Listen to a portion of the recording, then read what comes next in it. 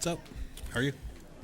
Okay, up next, Matt Kenseth. He drives the number 20 Dollar General Toyota for Joe Gibbs Racing. And Matt, certainly you've shown of late your prowess at restrictor plate tracks. Won 3 times, I believe, twice at Daytona and then once here a couple years ago at Talladega. Just talk about now coming to Talladega, looking for that first win of the year to solidify that spot in the chase, and just your outlook for this weekend. Yeah, I mean, Talladega is always unpredictable. We've ran really well here last couple of years. Last spring we led a bunch of laps, and I think it's the thing that ended kind of at night and had a green-white checker at the end and got beat, so that was disappointing. And then last fall was kind of a strange ending and just couldn't really make anything happen. So you just never know what's going to happen here. It's an exciting race to watch. It's an exciting race to be a part of, but like I say, it's unpredictable. You always kind of need help or need to be in the right spot or need extra cars to be able to make moves and make passes. So you spend more time thinking about moves than typically you do, just making them or going trying to pass somebody like you would at a normal track. Questions for Matt. We'll start with Ed and then go over to Tom. Go ahead, Ed. Ed Hinton, ESPN.com. Always love him.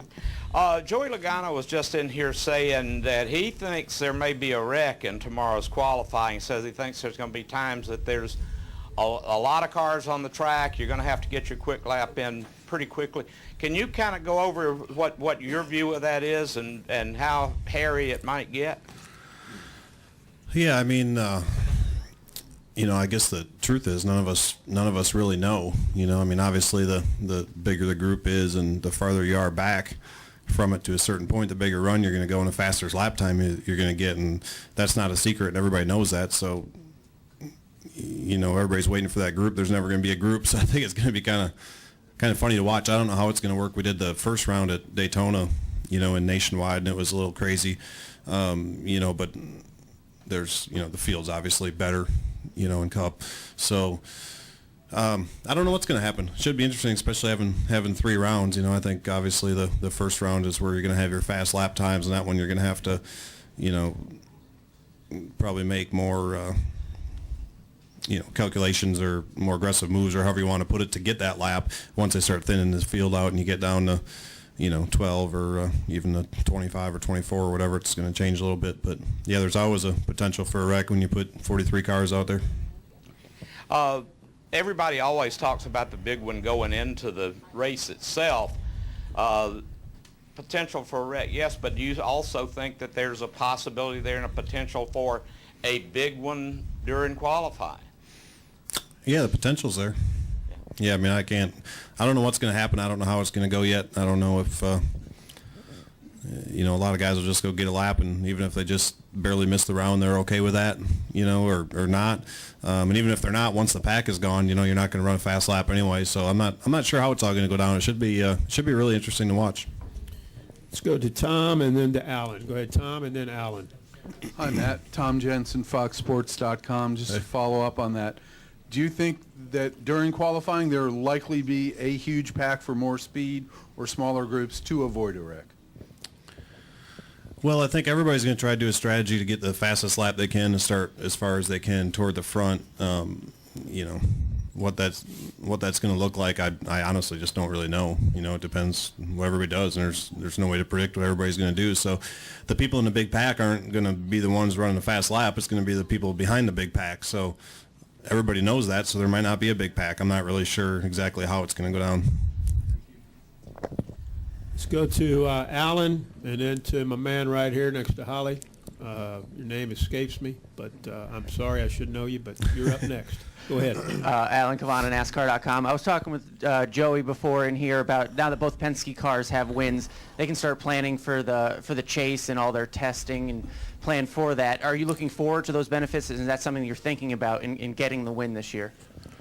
No, I haven't really thought about that yet. I think no matter what, whether we, obviously we don't have a win yet, I'm kind of more of a 1 week at a time guy. I mean, you're always looking forward, obviously, and trying to get your stuff better and plan for things. But man, it's May 1st. We got another 4.5 months racing to do before we get to the chase. So it still seems a little early to be thinking about it too much.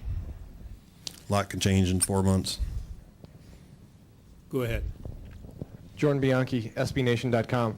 Matt, Talladega probably has more zany and crazy, unpredictable moments than any other track. Is there one or a couple that jump out to you?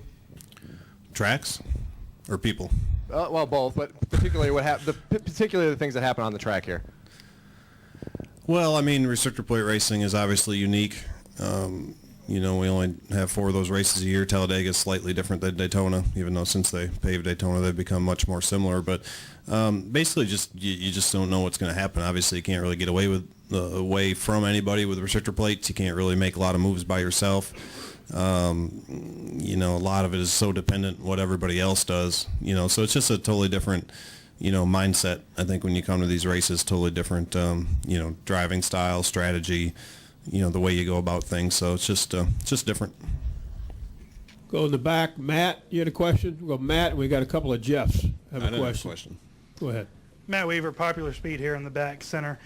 When you first started coming here to Talladega and you saw the big one and you got a chance to maybe even experience a big one, how intimidating was the racing here, even compared to a place like Daytona and the rest of the schedule, just because of the capacity for the big crash?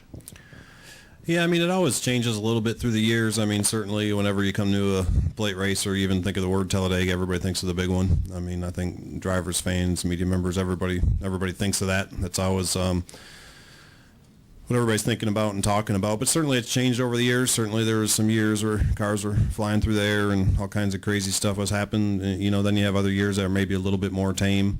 So you just, again, it's unpredictable. You just don't know what's going to happen. Obviously, that's part of racing here, and it can happen at any time, and it's always something that people are thinking about. That's why you see different strategies of people in the back or what have you. So it's certainly something you always think about to a certain extent.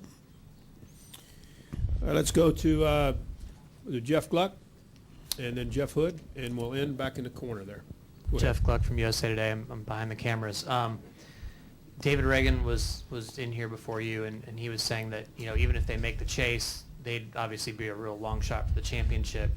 How far do you think a team that's kind of one of the underdog teams could go in the chase? I mean, could you see them advancing a couple rounds? How would that work? Well, I mean, I think it depends, what happens to all the rest of the cars. I mean, to advance a round, you could have, a lot of the real good cars, a lot of the favorites, have a DNF and have an off day or something like that and be out and finish ahead of them. But, I mean, I think certainly on average the point standings, throughout the year, or if you take, snapshots of different parts of the year or whatever, kind of usually gives you a good idea who's probably going to have a shot and who's not. Jeff Hood. Yeah, I'm also behind the cameras, Matt. Jeff Hood from RacingToday.com. In regards to qualifying tomorrow and the threat of maybe losing your primary car, do you think there's any drivers that have the mindset of let's just kind of start toward the rear of the field? I mean, I know that kind of goes against why you're here, but, thinking of how 500-mile races play out here, it's so topsy-turvy anyway. Yeah, I mean, I don't know. I think it's more going to be a team decision more so than a driver decision necessarily, and then there's also a lot of things that are out of your control. I mean, you might want to be on the pole, but something happens, you get mixed up, don't get a lap, caution comes out, something like that in the first run when all the cars are out there, and then only 12 cars go back out the next time because everybody's happy with their times. You're not going to run a faster lap. So I mean, obviously you need all the cars or a lot of cars in a good draft to pull up and get that lap. So I mean, I think you're going to try to get the best lap you can without putting yourself in jeopardy to get your primary car tore up. So this is one of those races where you can go from the front to the back, another way around, more easily than other tracks. Final question, back in the back, Jake. Jay Pennell with Fox Sports in the back. You talk about how important it is to work with other cars in the draft here.